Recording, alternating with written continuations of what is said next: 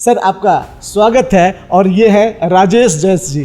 Sir आप झारखंड के हैं, आप नागपुरी भी बोलते हैं, आप उड़िया भी बोलते हैं, आप हिंदी भी बोलते हैं, आप इंग्लिश भी बोलते हैं। यहाँ एक मड़ैया ली जाए, झोपड़ी खपड़े वाला छोटा सा घर, 1-2 रूम का, बस एकदम देहाती जैसा घर होता है, गोबर का लिपा हुआ। तो वहाँ भी रहता हूँ तो एकदम जंगल के ठीक बगल में। उसको देख के मैं डेली सुबह जो है लगता है मैं झारखंड में हूँ, ऐसा फील आता है। पहला प्यार क्या था रांची में आपका? इश्क मोहब्बत उस समय हो ही नहीं, जिसमें ज़्यादा खर्चा होता है। ट्यूशन पढ़ाता था, काम करता था कपड़े की दुकान में, मेन रोड में ही।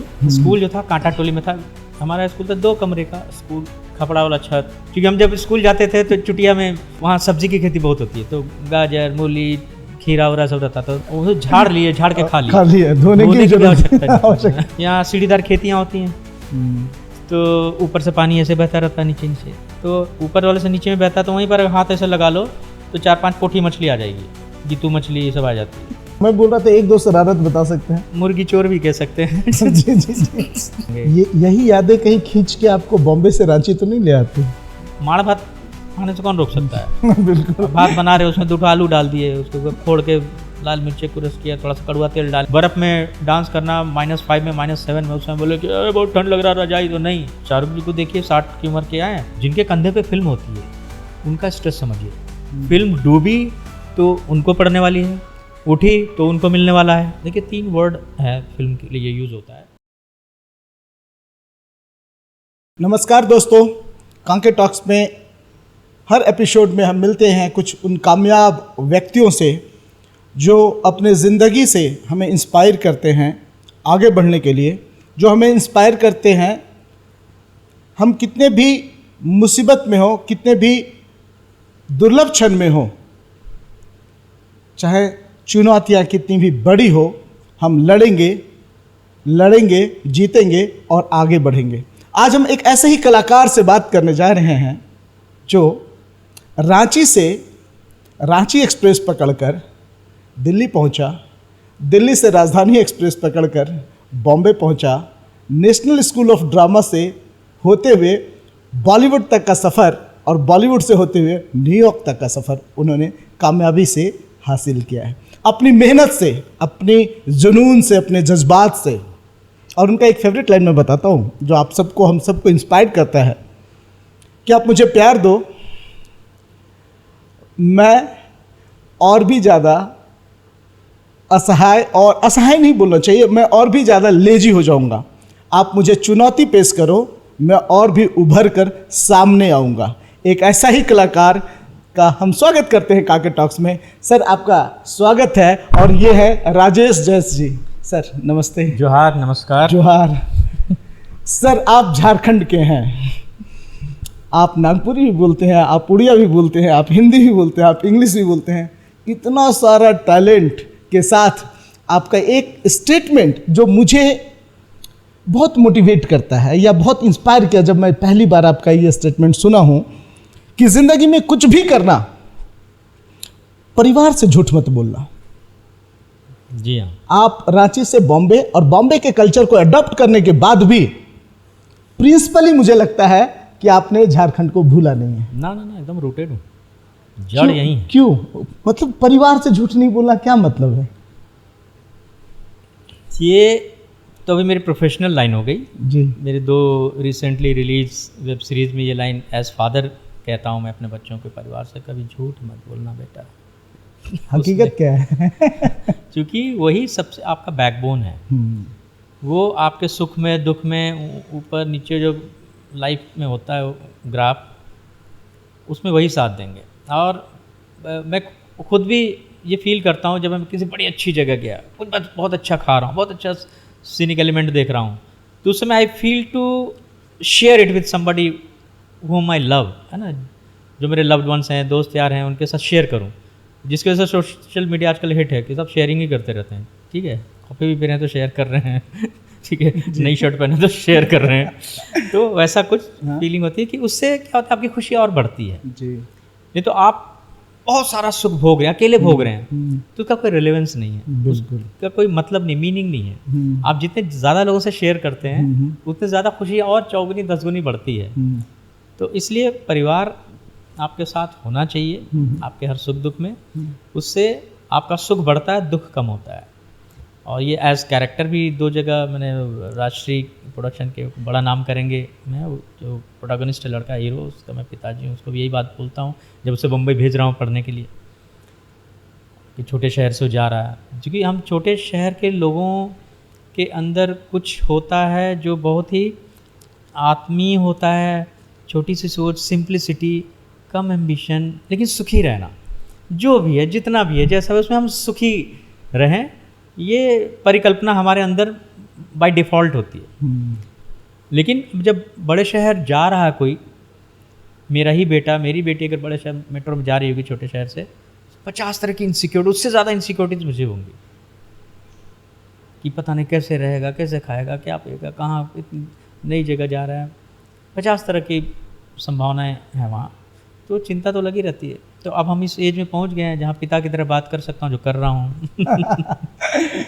कितने बच्चे हैं आपके? मेरे 2 बच्चे हैं, एक बेटी है बड़ी है और बेटा है। उनको संस्कार बॉम्बे वाला आपने दिया या झारखंड वाला? देखिए यहाँ जो है बड़ी दुविधा है कि मैं हूँ झारखंडी दिलो दिमाग से, वो पैदा हुए मुंबई में। तो अभी जैसे एक थोड़ी सी चालाकी करने की कोशिश की थी उनके साथ, मैंने उनको लेके आया रांची, अपने परिवार को यहाँ घुमाया फिराया, जो अच्छी सुंदर जगहें थी, खूबसूरत जगहें। और कोइंसिडेंटली जो यहाँ के नेचर की खूबसूरती है कि बहुत ज़्यादा गर्मी होती है तो एकदम से बारिश हो जाती है, ओला गिर पड़ता है, जो वहाँ नहीं होता है। तो होटल में आए लौट के, तो फिर उसके बाद बहुत गर्मी से हो रही थी। अब मुझे पता था कि क्या होने वाला, अभी उन्हें देखना अभी एक चमत्कार होगा। उसके बाद बारिश हो गई, एकदम सुहावना मौसम हो गया। फिर हम बाहर निकले, बोले कितना प्लेजेंट है ना, बोले हाँ बहुत बढ़िया बहुत। मैंने कहा एक काम करें, अब मैंने अपना पासा फेंका जो चाह रहा था कि यहीं शिफ्ट हो जाएं, और तीनों ने बगावत कर दी। नहीं नहीं नहीं नहीं नहीं नहीं। तो फिर अब वो मुझे कन्विंस करके, पापा देखो ये आपका होम सिटी मदर सिटी है, इसलिए आपको इतना लगाव है, प्यार है, हम वहाँ पैदा हुए, तो हमारा रांची वो है ना, तो आप अगर इतना ही मिस करते हो तो आप रहो यहाँ। ठीक है, हम वहाँ रहेंगे, फ्लाइट से कनेक्टिविटी है ही, 2 घंटे में वहाँ पहुँच जाओगे, सो हम भी वहाँ रहेंगे ठीक से। मैंने कहा बेटा वहाँ पोल्यूशन है, ट्रैफिक है, इतना कंजेशन है, खुली जगह नहीं है, खेलने कूदने की जगह नहीं मिलती ज़्यादा। तो हमारे लिए वो रेगुलर है ना, वो नॉर्मल है, वो हमारा नॉर्मल है, आपका नॉर्मल ये है, आप तो पढ़े लिख गए, अब हम उसी में एडजस्ट हो जाएंगे, हमें कोई कष्ट नहीं होता है। तो वहीं न्यूट्रलाइज कर दिया मुझे। तो अब सोच रहा हूँ यहाँ एक मड़ैया ली जाए, झोपड़ी खपड़े वाला छोटा सा घर, 1-2 रूम का, बस मिट्टी उट्टी हो, केले का पेड़ हो, आम का पेड़ हो, खटिया टूटी सी पड़ी उसमें बैठा रहूँ कांसी सी करता रहूँ उसी में, और मुर्गी हो, बकरी हो, कुत्ता हो उधर ही आसपास, टाइल वाइल ना लगाओ, एकदम देहाती जैसा घर होता, गोबर का लिपा हुआ वैसा घर। तो उस मानसिकता का हूँ मैं। और ये भी होता है ना कि जब आदमी थोड़ी उम्र होने लगती है तो रूट की तरफ आता है।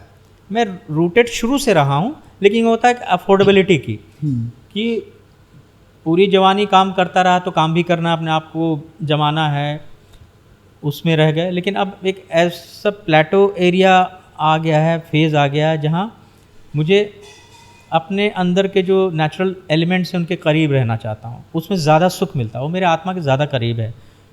मैं माने इक्विलिब्रियम बनाना तो पड़ता ही है, संतुलन बनाना पड़ता है। बम्बई जैसी जगह में है तो एकदम आप वैसे नहीं कर सकते हो, तो वो संतुलन बनाने की कोशिश करता हूँ। तो वहाँ भी रहता हूँ तो एकदम जंगल के ठीक बगल में, माने मेरे विंडो के बाहर ही जो 4 किलोमीटर तक जंगल ही है। तो वो उसको देख के मैं डेली सुबह जो है लगता है मैं झारखंड में हूँ, झारखंड में हूँ, झारखंड में हूँ, ऐसा फील आता है। बड़ा मज़ा आता है। मेरे घर को देख के लगेगा नहीं, उस पर फोटो दिखाऊंगा कि वो मुंबई की जगह है, ऐसा लगेगा कि बहुत आउटस्कर्ट्स में है कहीं। अराउंड 30 वर्ष से ज़्यादा हो गए आपको झारखंड छोड़े हुए?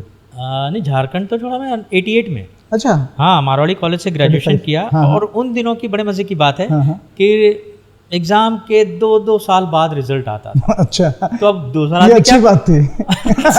तो अब 2 साल हम बैठ नहीं सकते, तो वो जवानी का टाइम बहुत प्रीशियस टाइम होता है, 2 साल बहुत होते हैं, माने दुनिया बदल जाती है। मतलब अपने लिए ऊपर करियर बनाने का टाइम होता है, अपने आप को स्टैब्लिश करने का टाइम होता है। अच्छा, हम लोग वो उम्र ऐसी होती है कि आप डायनामाइट होते हो, एकदम आग लगी रहती है, और उस समय आप डिसाइड नहीं कर पा रहे हो एंकर किधर करना है, डॉक्टर बनना, इंजीनियर बनना, पायलट बनना, सोल्जर बनना, लेक्चरर बनना है, और आपको भी समझ में नहीं आ रहा होता।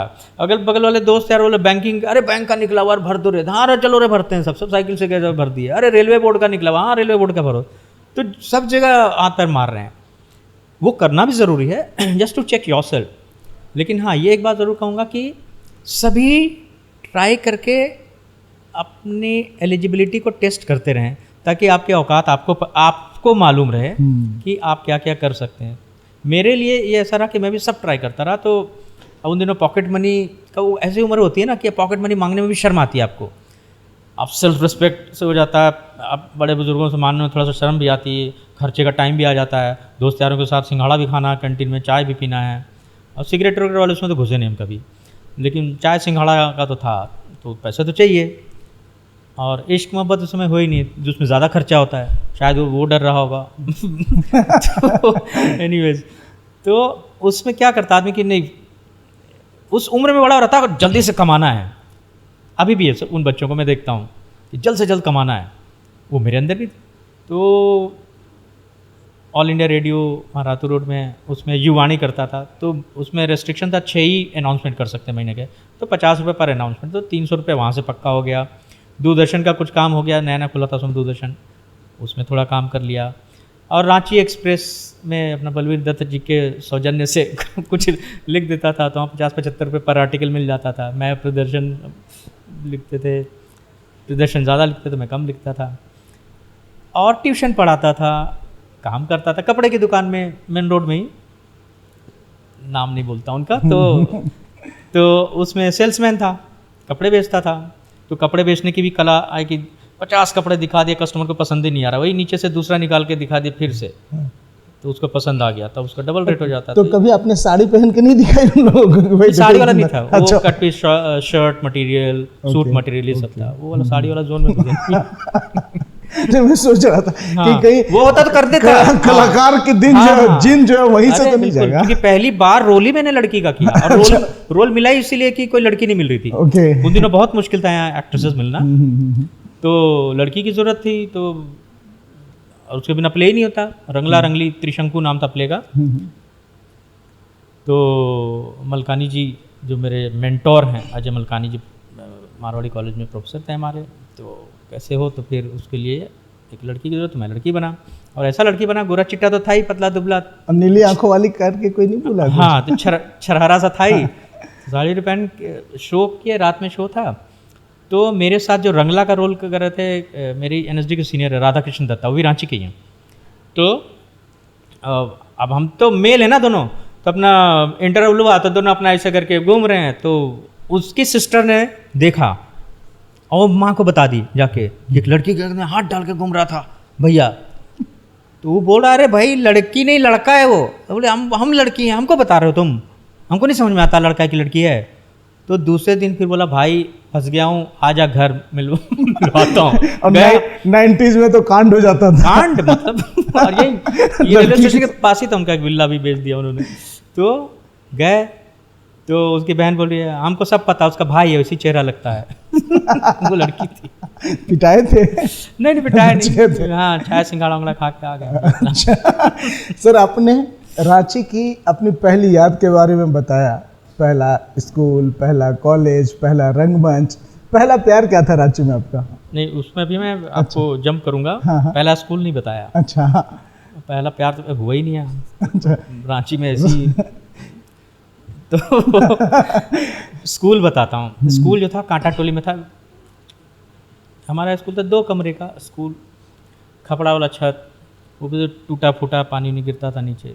बीच में दोनों क्लासरूम के बीच में खिड़की थी, जिसमें पार्ट नहीं था, खाली होल था।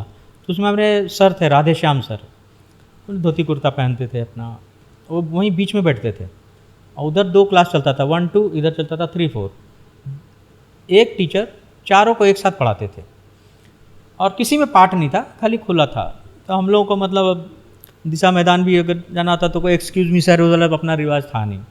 चुपचाप उठे, अपना घूम के खड़े हो गए खिड़की पे, मुड़ के फिर क्लास में बैठ गए। बहुत लिबरल था, बहुत आज़ादी थी, कोई समस्या नहीं थी किसी को भी। कि इनडिसिप्लिन हो रहा है, ये हो रहा, ऐसा। तो ऐसा था स्कूल। अब स्कूल वो वहाँ रहा नहीं, मैंने देखा वहाँ कोई अपार्टमेंट बन गया, और वो देखा मैंने अपार्टमेंट बन गया, लास्ट टाइम जब आया था तो मेरी आंखों से आंसू आ रहे थे देख के, अरे यार यहाँ एक तो याद थी मेरी। तो ऐसा था स्कूल। फिर कई स्कूल बदले, तो सब स्कूल इसी तरह का था, मतलब म्यूनसिपैलिटी के स्कूल जैसे होते हैं बिल्कुल उस ज़माने के बिहार में, तो वैसे ही था, पढ़ते चले गए। लेकिन आज किस पर्सपेक्टिव में हम मज़े लेके बोल रहे हैं, मैंने मीठी मीठी यादों को, मैंने उसका मजाक नहीं उड़ा रहे हैं, लेकिन ऐसा था स्कूल। लेकिन क्या स्कूल अगर हम उसको एक्सक्यूज़ बना दें कि हम अच्छे स्कूल में पढ़े, कॉन्वेंट में पढ़ेंगे तभी आगे बढ़ेंगे, ऐसा कुछ नहीं है। उसी स्कूल में पढ़ के आज मैं यहाँ हूँ ना। अगर वो मेरी शिक्षा दीक्षा नहीं होती, प्राइमरी एजुकेशन वहाँ नहीं हुआ होता, तो मैं आज यहाँ खड़ा होता क्या? नहीं। करेक्ट। तो जैसा भी हो, खपड़ा टूटा हो, राधे श्याम से 4 लोग क्लास ले रहे हैं, है ना, बहुत सारी बेसिक सुविधाएं नहीं हैं, लेकिन पढ़ाई तो चल ही रही थी मज़े मस्ती में। आज भी मज़े मस्ती में पढ़ाई करते हुए यहाँ तक पहुँचा ही हूँ, जीवन को जीते हुए पहुँचा हूँ। और मुझे लगता है मेरी बहुत रिच एजुकेशन है। I am proud of it कि जो प्रेमचंद की कहानियाँ जो हम पढ़ते थे पुस्तकों में, वो मैंने जिया है। और मुझे दया आती है आज के बच्चों को, जो मेट्रो में अपने बच्चों को भी देखता हूँ कि हॉकी भी खेलता मेरा बेटा, तो वो स्कूल के अपने कंक्रीट के प्रांगण में ही खेलता है, मैंने मिट्टी से वास्ता ही नहीं पड़ता है। मैं जब तक था सेक्रेटरी अपने हाउस सोसाइटी में, बिल्डिंग में, तब तक मैंने टाइल्स नहीं करने दिया, मैंने टाइल्स लगाने नहीं दूंगा। थोड़ा मिट्टी लगे, बोरिंग का में पानी जाना चाहिए ना, जल स्तर बढ़ना चाहिए उसका, पानी जाएगा, सिपिन होगा तभी तो होगा। लेकिन मेरे अटते भी टाइल्स वाइल्स हो गया। तो बहुत सारी ऐसे बेसिक चीज़ें हैं जो हमें नेचर के साथ कोऑर्डिनेट करके चलना चाहिए, सामंजस्य से बैठा के चलना चाहिए, का हारमनी होनी चाहिए। And that's the reason I adore so much यहाँ के इंडिजिनस लोग जो हैं, जनजातीय लोग हैं, उनका लाइफस्टाइल मुझे बहुत पसंद है। Given the choice I would love to live in their atmosphere. अपना वो गोबर से लिपा हुआ मिट्टी का घर हो, खपड़े का छत हो, मेरी वही इच्छा। मेरा कोई बड़े फ्लैट उस वाला वो है ही नहीं, और इन सब चीज़ों से ऊपर उठ चुका हूँ। वो जो फील है ना, टच है ना, ज़मीन का, बैठे हैं तो अपना थोड़ा मिट्टी लगा, झाड़ दिए। क्योंकि हम जब स्कूल जाते थे तो चुटिया में, तो वहाँ सब्ज़ी की खेती बहुत होती है, तो गाजर, मूली, खीरा वगैरह सब रहता था। तो जाते समय धीमे से देखा, अपना कोई नहीं है इधर, धीमे से थोड़े अपना वो झाड़ लिए, झाड़ के खा लिए, धोने की आवश्यकता नहीं। तो पता नहीं पेट खराब हुआ क्या हुआ, मालूम नहीं। तो ऐसे बीता। वो यहाँ सीढ़ीदार खेतियाँ होती हैं, तो ऊपर से पानी ऐसे बहता रहता है नीचे नीचे, तो ऊपर वाले से नीचे में बहता, तो वहीं पर हाथ ऐसे लगा लो तो 4-5 पोठी मछली आ जाएगी, गीतू मछली ये सब आ जाती है। और मैंने रेडी मिक्स रहता था हमारे पॉकेट में, अपना नीमक बोलते थे, नीमक। तो आज वाला जैसे ये वाला नहीं होता सॉल्ट, तो वो हमेशा रेडी रहता था। पता नहीं कब कहाँ कच्चा आम मिल जाए उसको खाने के लिए। तो ये मछली तो पकड़ी थी, अपना लकड़ी उकड़ी जलाया उधर से। बाद में पता पड़ा, बम्बई पहुंचा, तो बम्बई में जाने के बाद पता लगा इसको बारबेक्यू बोलते हैं अंग्रेजी। हम बारबेक्यू, तो हम बचपन में यही सब करते रहे। आपने बताया नहीं वहाँ पे लोगों को? बताया हम बचपन से, तुम जो आज जवानी में कर रहे हो मैंने बचपन में कर पैसा देके करते हैं। टेंट वेंट तो हम खुद ही घर से चद्दर ले जाके अपना वहीं थेथर का डंडा तोड़े और उसको ऐसे करके क्रॉस करके रखे, उसमें अपना बनाया, टेंट बन गया। जंगल अपने पड़े हैं, अपना कुछ नहीं, सोए हैं टेंट के लिए। पैसा भी नहीं लगता तो एंजॉय भी कर रहे थे। हाँ बिल्कुल। तो आपने ये सब यादें शाहरुख खान से नहीं शेयर की अपने उस मूवी में? नहीं, वहाँ तो प्रोफेशनली मिलते हैं ना। अच्छा। तो वहाँ वो जो जोन होता है वो हाईली प्रोफेशनल होता है। ओके। क्योंकि हर चीज़ का मीटर घूम रहा है, एक स्विच, एक ग्लास, एक पर्सन, एक स्पेस, सबका वो मीटर घूम रहा है उस समय। तो you can not afford to spend time like that. सबको वेल प्रिपेयर्ड होकर आना, तो वहाँ सब काम की बात है। उसमें बीच में कोई गड़बड़ हो गया, कुछ वहाँ से मजाक, कोई बात अलग है। तो वो बहुत ही टाइट, वाटर टाइट स्पेस रहता है वो। बाकी तो फिर चीज़ें होती हैं, और भी बहुत सारी शरारतें करता रहा हूँ जो बोलना उचित नहीं होगा, ये तो मुझे उल्टे पड़ेगा घर में कि मुझे पे जॉब लगेगा। पापा आप तो ऐसा करते थे, हमें ऐसे रोक रहे हो आप। कुछ कह रहे थे आप? हाँ, मैं बोल रहा था 1-2 शरारत बता सकते हैं। 1-2 शरारत बताऊं, लेकिन फिर मतलब कुछ लोग जो है बुरा मान जाएंगे। मतलब जैसे आप मुर्गी चोर भी कह सकते हैं। जी। नहीं, वो बच्चे में तो सब मुर्गी चोर होते हैं। तो हम ना, जिन घरों में मुर्गियाँ होती थी ना, उस पर हमारा स्पेशल अटेंशन रहता था। ठीक है, मुर्गी अंडा कब देगी, मुर्गी अंडा कब देगी। हम देखते मुर्गी अंडा दी, जाके अपना अच्छा, अंडा ले आते थे और वो गिन के नहीं रखते थे कि मुर्गी कितनी अंडा दी है? नहीं, अब उनको क्या पता, वो ओनर देके उसके पहले ही अच्छा, निकाल लेना है। तो ये बहुत सारे ऐसी छोटी छोटी हरकतें करते रहते थे। हाँ उस समय नादानी में करते थे, बाद में समझ में आया कि किसी के वो आय का जरिया होगा, है ना, किसी ने कितनी एक्सपेक्टेशन रखी होंगी कि उस मुर्गी को बेच के वो ये करेंगे। यही यादें कहीं खींच के आपको बॉम्बे से रांची तो नहीं ले आती? खींच रहा हूँ मैं, मेरा खिंचाव हो रहा है यहाँ। अब जितना मतलब जिस तरह से जल्दी जल्दी आ रहा हूँ, and I look forward to excuses to come back again and again and again. मुझे आना अच्छा लगता है, ज़्यादा खिंचाव हो रहा है। सो बिजनेस में लोग बोलते हैं कि बहुत स्ट्रेस है और स्ट्रेस मैनेज करने के लिए कोई धुआं कर रहा है, ठीक है ना, कोई गांधी जी चला रहा है, कोई कुछ कर रहा है। आप अपना स्ट्रेस बस्ट आउट कैसे करते हैं? भाई ये जो जिस प्रोफेशन में आया हूँ ये मेरा स्ट्रेस बस्टर ही तो था। अच्छा, ये प्रोफेशन ही तो स्ट्रेस बस्टर है। कल तक मैं नाटक करता था स्कूल कॉलेज में, तो स्ट्रेस बस्टर ही था ना वो, मेरा शौक था ना। मैं नौकरी तो आज तक नहीं की, अभी भी नहीं कर रहा हूँ। मैं तो वही कर रहा हूँ जो सचिन जो क्रिकेट खेलता था बचपन में, वो आज तक क्रिकेट ही खेल रहा है ना, अब सिखा रहा है। नौकरी कहाँ की, बाकी सब तो बाई प्रोडक्ट है।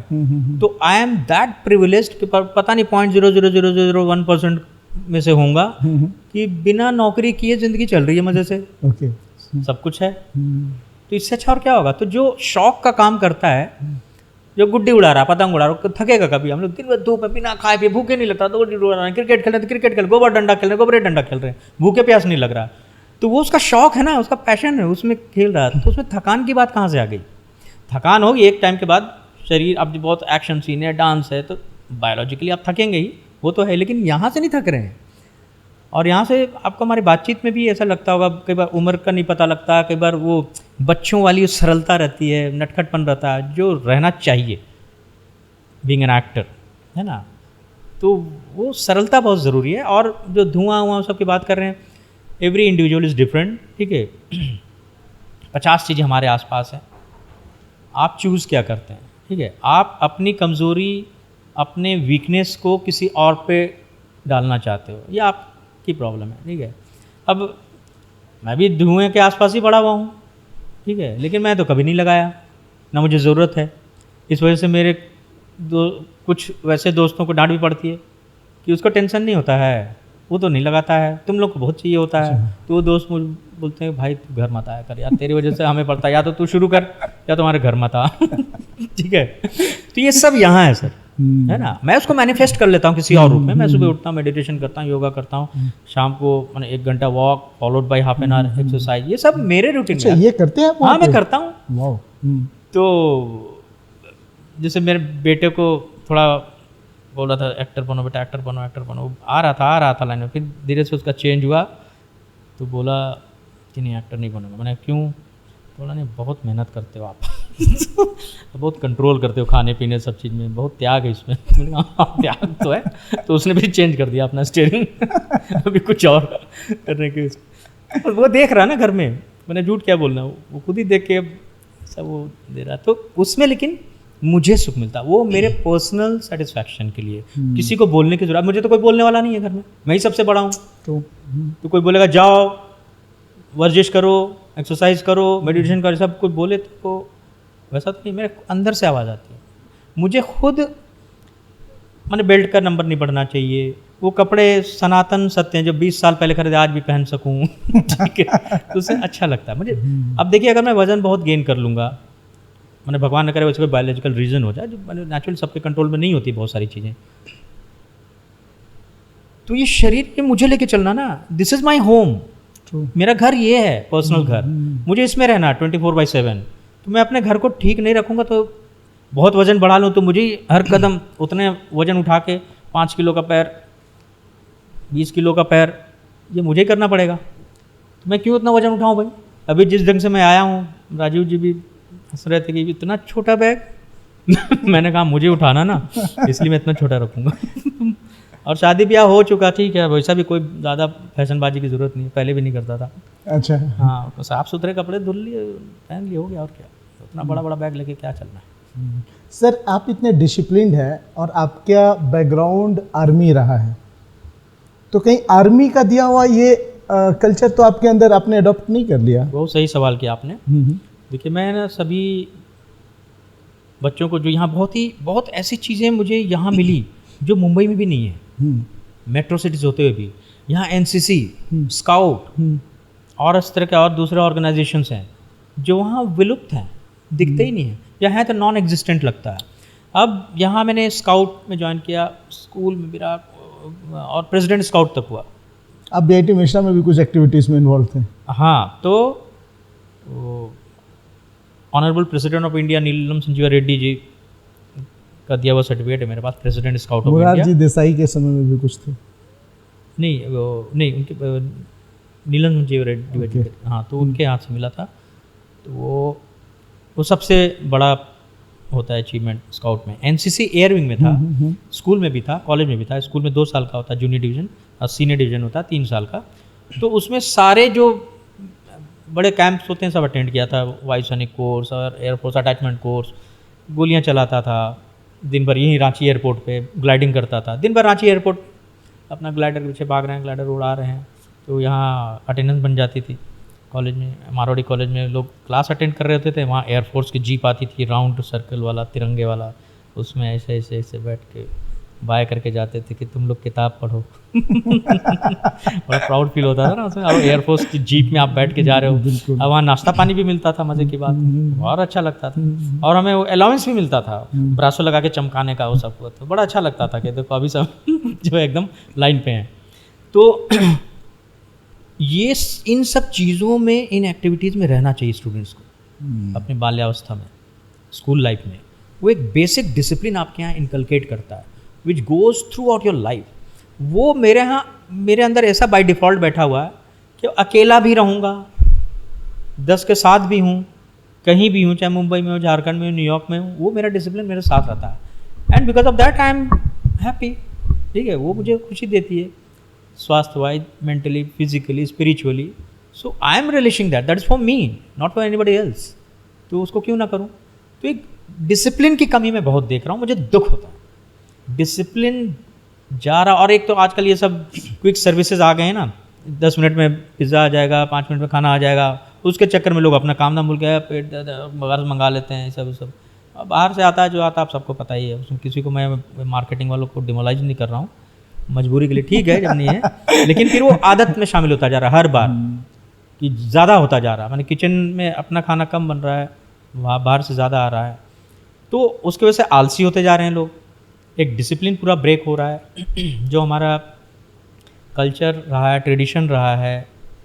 जैसे मुझे याद है रांची में जब था, जो तो बाहर कोई होटल में खाना खाने की अगर बात कर रहा है तो हम लोग को उस पर तरह से दया आती थी, आया है बेचारे को, देखो होटल में खाना पड़ रहा है। ऐसे ये रिएक्शन होते थे, मैंने घर में खाना नहीं मिला ना बेचारे को, इसलिए बाहर गया है खाना खाने, ये रिएक्शन होते थे। अभी उल्टा हो गया जी, बेचारे को घर में खाना पड़ रहा है। आपके जमाने का, ये अब के जमाने की बात है। तो अभी तक वो मेरा स्ट्रगल चलता रहा था, मुझे घर का खाना है। बाहर तो इतना रहता हूँ, बाहर खाना ही पड़ता है, तो अब उसमें छाँट छूट के कभी खुद भी बना लेते हैं। हाँ, माड़ भात खाने से कौन रोक सकता है? बिल्कुल। भात बना रहे, उसमें 2 आलू डाल दिए, उसको फोड़ के लाल मिर्ची को रस किया, थोड़ा सा कड़वा तेल डाले। आपको क्या लगता है कि झारखंड का इनिशियल लाइफ आपको बॉम्बे में और दिल्ली में स्ट्रगल वाले ड्यूरेशन में और या कामयाब वाले जीवन में कितना सपोर्ट किया? बहुत इंटेलिजेंट है, एकदम सही नब्ज पकड़ा आपने। आपने पूछा, देखिए पहले आप पूछने वाले हो जो एकदम सही जगह, सही नब्ज पे हाथ रखा आपने, कि अगर मैं कर पा रहा हूँ और इतना ईजिली मैं वहाँ स्मूथली राइड कर गया उस पूरे सिचुएशन को, उसकी वजह ये है कि पहले कौन सा सोने के चम्मच लेके आए थे कि बाद में वहाँ कष्ट होगा सड़क पे सोने में, नहीं ना। पहले इसको कभी मैं कष्ट नहीं माना, जिसको मुसीबत बोलते हैं ना, आए बड़ा स्ट्रगल किया। मुझे बम्बई पहुँचने के बाद जब इंटरव्यू वगैरह देने लगा, तब उन लोगों से पता लग रहा था कि मैं स्ट्रगल करके आया हूँ। तब तक मुझे स्ट्रगल नहीं पता था, मुझे नहीं पता था उसको स्ट्रगल कहते हैं, और स्ट्रगल अभी भी नहीं कहता हूँ। किसी भी काम में जमने के लिए, कोई भी एक पान की दुकान भी लगाता है, पहले दिन से तो कस्टमर नहीं आते ना, उसमें लगाएगा, धीरे धीरे स्प्रेड होगा, लोग जानेंगे वहाँ पान की दुकान है, फिर आना शुरू करेंगे, टाइम लगता है। तो क्या उसको स्ट्रगल कहेंगे? कोई भी धंधे में आप जाते हैं, काम में जाते हैं, उसमें कंफर्ट आने में थोड़ा टाइम लगता है। करेक्ट। तो सेम यहाँ भी, और मैंने अपने हिस्से का वो किया ना, और वो कोई स्ट्रगल नहीं था भाई साहब। क्या माने दर दर भटक थोड़ी रहे थे।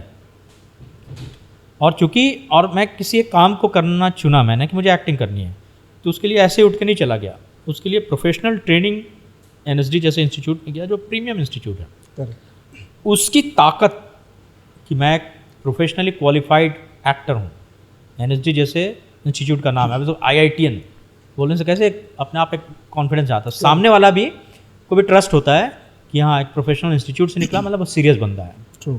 इतना साल थिएटर किया, सीरियस बंदा, तो वो भी मैंने 10 में से मुझे प्रेफर करेगा कि भाई इसके अंदर ज़्यादा से कहीं ऊपर नीचे हो कुछ तो ही संभालेगा, या फिर डेडिकेटेड है और मैंने he is equipped to fight it out, कोई भी एडवर्स सिचुएशन होगी तो। मैंने शूटिंग करते हैं तो सब कुछ बहुत ही मैंने टेंजिबिलिटी का वो बड़ा रहता है वहाँ स्टेट की, पता नहीं क्या आ जाए, बिजली चली गई शूटिंग रुक गई, हवा तेज़ आ गई सब उड़ गया, बारिश हो गई शूटिंग बंद। तो you have to be mentally physically prepared for that any unfortunate circumstances, because हर चीज़ का मीटर घूम रहा है, बहुत एक्सपेंसिव है वो टाइम बाय जो किया है, वो लोकेशन बंगलो खरीदा, टाइम किराए पे लिया, बहुत पैसा जा रहा, सारे मैन पावर हैं, बहुत पैसा जा रहा है, उसमें कुछ अनफॉर्चुनेट सर्कमस्टांसेस को इसकी वजह से शूटिंग रुक गई। सो वैसे लोग चाहिए होते हैं जो उसमें कवर अप कर पाएँ कि अच्छा चलो ये नहीं ऐसे कर लेते हैं या इधर कर लेते हैं। उस समय आप ये नखरे नहीं कर सकते कि अरे तुम उसके हिसाब से प्रिपरेशन किए थे, नहीं, you have to be that adaptable कि अलग परिस्थिति में आप कर पाए, डिलीवर कर पाए, अपना बेस्ट कर पाए। अब वहाँ बर्फ़ में डांस करना -5 में -7 में, उस समय बोले कि अरे बहुत ठंड लग रहा रजाई, तो नहीं, अब वो चाहिए सीन में चाहिए कि आपको बेयर बॉडी डांस करना है, ठीक है। अब शाहरुख जी को देखिए 60 की उम्र के आए हैं, गिरना पड़ना, इतना एक्शन सीन करते हैं सब, इतना एनर्जेटिक सीन्स करते हैं, तो उसके लिए दाद देनी पड़ेगी उनको। हाँ, लेकिन लोग बोलते हैं कि, लेकिन मैं यहाँ पे इंटरप्ट करूँ, लोग बोलते हैं कि इसके में बाबा का प्रसाद बहुत असर करता है। नहीं, वो एक अलग चीज़ है, बहुत ही पर्सनल मैटर है। और दूसरी चीज़ कि आप देखो कि जो भी वो उस एज ग्रुप के एक्टर हैं, आप वो जिस लेवल पे काम करते हैं, और आप अभी यहाँ रांची में बैठो, कहीं बैठो, उस सेम एज ग्रुप के किसी दूसरे व्यक्ति को कंपेयर करो, correct, in terms of productivity, deliverables, आप देखो कौन वो डिलीवर कर रहे हैं। और हम तो चलो फिर भी मैंने से कैरेक्टर रोल्स करके आराम से निकल जाते हैं, जिनके कंधे पे फिल्म होती है उनका स्ट्रेस समझिए। फिल्म डूबी तो उनको पड़ने वाली है, उठी तो उनको मिलने वाला है, लेकिन सबसे ज़्यादा जिम्मेदारी का काम उनका होता है, वो बहुत ज़्यादा स्ट्रेस उनको होता है, हमें नहीं के बराबर होता है, हमें कम होता है। तो उतनी जिम्मेदारियों को उस उम्र में, अब देखिए ना एक नियम सा बनाओ ना, 60 में आपको रिटायर करती है गवर्नमेंट, क्यों रिटायर करती है? इतने सालों से एक बनी हुई है, कुछ तो उसको मेडिकल रीज़न, बायोलॉजिकल रीज़न है, साइकोलॉजिकल रीज़न है, और वो सर्टिफिकेट मिलता है, and from that day itself you get to know कि I am good for nothing. माने आपको सर्टिफिकेट मिल गया, रिटायरमेंट मिल गई, माने you are not good enough to sit in office और टू वर्क नाउ। अब आपकी उम्र आ गई, अब खटिया पकड़ो, आराम करो, ये मतलब होता है ना। तो एक आपको एक सर्टिफिकेट साथ दे दिया जाता है, मतलब कि अब आप आराम करने की उम्र है, थोड़ा नाती पोता के साथ खेलो, ऐसा टाइप। उस उम्र में वो नाती पोता वाला काम कर रहे हैं, उछलना कूदना। एक्टिंग तो ऐसा चीज़ है, एक्शन सीन है, ये है वो है, करना तो पड़ता ही है ना, भले डूब करे थोड़ा बहुत, लेकिन फिर भी उतनी एनर्जी, तो उसके लिए कितना डिसिप्लिन चाहिए वो भी आप देखो। खाना पीना आप उनका देखोगे, पर्सनल मैनेजमेंट उनके साथ, उनके डाइटिशियन चलते हैं, कोच चलते हैं, सब इसीलिए से कि कहीं बाहर आउटडोर गए शूट करने, तो उनका रूटीन ब्रेक ना हो। खाने में क्या आएगा, होटल वाले तो अपने हिसाब से स्टैंडर्ड बनाएंगे, लेकिन उस सर को कैसा, उनके बॉडी के हिसाब से क्या चाहिए, कितनी कैलोरीज चाहिए, कितने विटामिन चाहिए, कितना ऑयल चाहिए, कौन सा ऑयल चाहिए नहीं चाहिए, उसको ध्यान रखने के लिए एक स्पेशलिस्ट साथ में रहते हैं, कोच रहता है साथ में एक्सरसाइज कराने के लिए। तो गिरना पड़ना, चोट लगना, सब चलता रहता है, तो बहुत ही डिमांडिंग पोजीशन में वो डिलीवर कर रहे हैं, और आप देख रहे हो, जिसकी वजह से आपके रोल मॉडल बने हुए, वो हीरो बने हुए, स्टार बने हुए हैं। ऐसे ही नहीं है, if they are there is reason behind it. Sir मैं यहाँ पे थोड़ा सा इंटरप्ट करूँगा। इतना मेहनत मशक्क़त करने के बाद दिल को छूने वाली फिल्म एनिमल आप बनाते हैं, क्यों? देखिए, ये एक तो डेमोक्रेटिक कंट्री है हमारी, ठीक है, वो सरकारी पैसे से नहीं बना रहा आदमी को। सरकारी पैसे से बनाया आदमी, तो आपके टैक्स का पैसा है, आप उंगली उठा सकते हो कि ऐसा क्यों बना। कोई तो जिम्मेवारी है। नहीं भाई, अब जो प्राइवेट फंडिंग हो रही है वो बिजनेस है।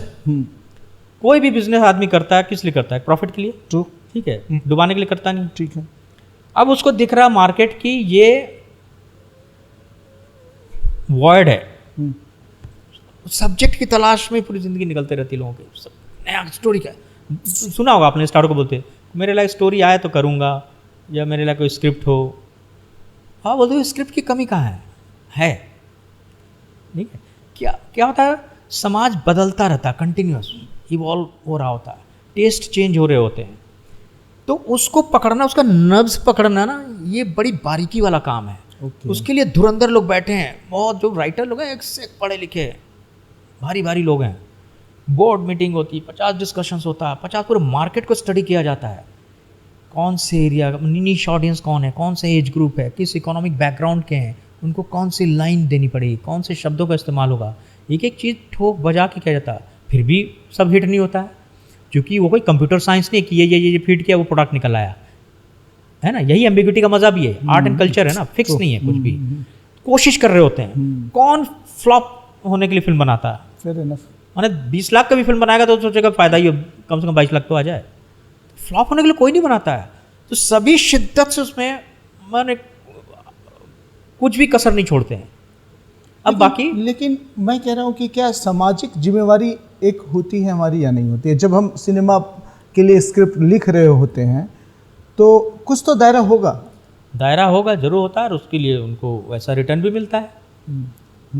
आप ऐसी फिल्म बनाते हैं, कुछ लोगों के मेरा ये ख्याल है कि किसी को भी आहत करके किसी की आस्था को ठेस पहुंचा के कोई चीज़ नहीं की जानी चाहिए।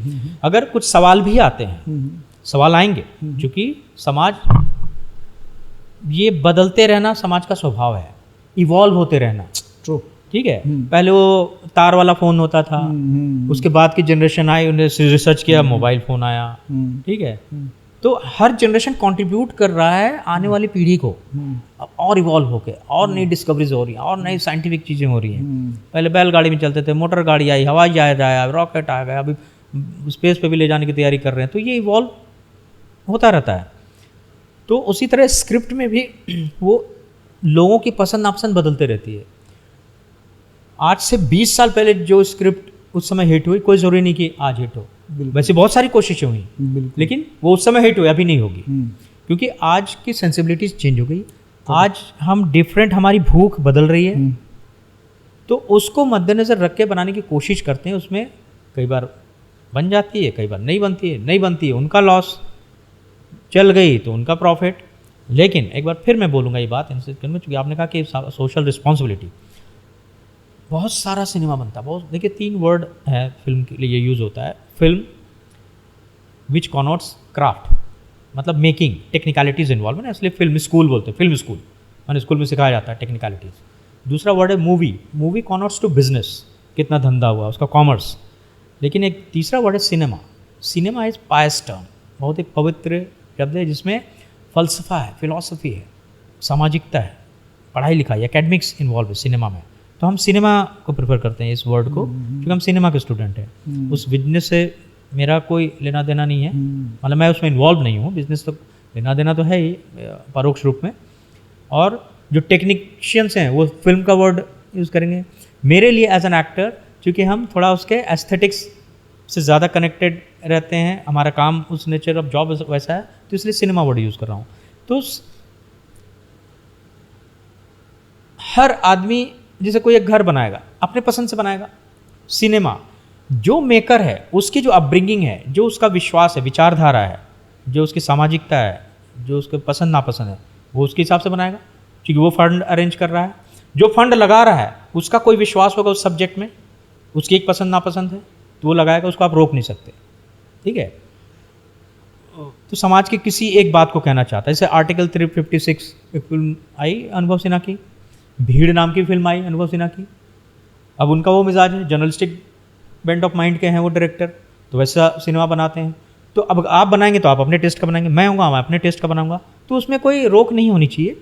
उस तरह का हर तरह का सिनेमा बन रहा है, अब बनना भी चाहिए, तभी तो विविधता मिलेगी, तभी तो सबको चूज़ करने का मौका मिलेगा। मैंने बास्केट में बहुत कुछ है, आप अपने मन के, आप एनिमल देखोगे कि आर्टिकल 350 से देखोगे कि और कोई फिल्म देखोगे, ललकार देखोगे, हकीकत देखोगे, अपनी पसंद से देखोगे, जो आपकी चॉइस है।